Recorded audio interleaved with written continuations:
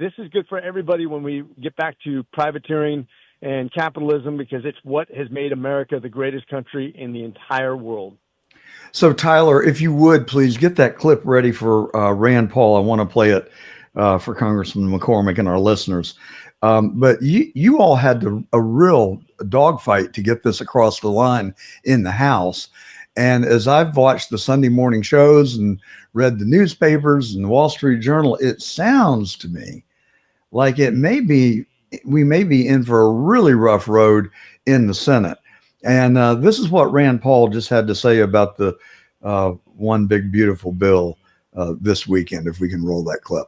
I think the cuts currently in the bill are wimpy and anemic, but I still would support the bill, even with wimpy and anemic cuts, if they weren't going to explode the debt. The problem is the math doesn't add up. They're going to explode the debt by, the House says $4 trillion. The Senate's actually been talking about exploding the debt $5 trillion.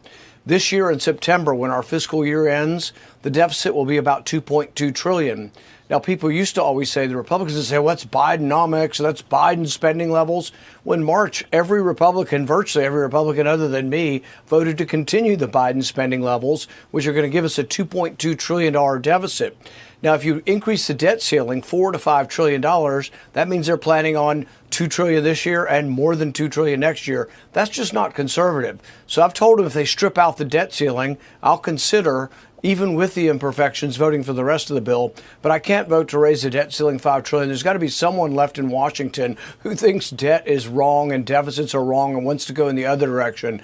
The idea that we're going to explode deficits, and the projections are now looking at over $3 trillion in deficits over the next 10 years, I think is just... Congressman, I listened to that. And then I listened to Ron Johnson, senator from Minnesota or Wisconsin, I think. And he basically said, look, I don't even want to be here.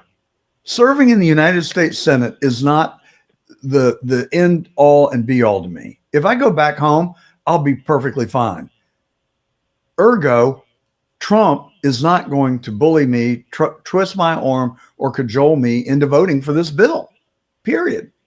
And he said that.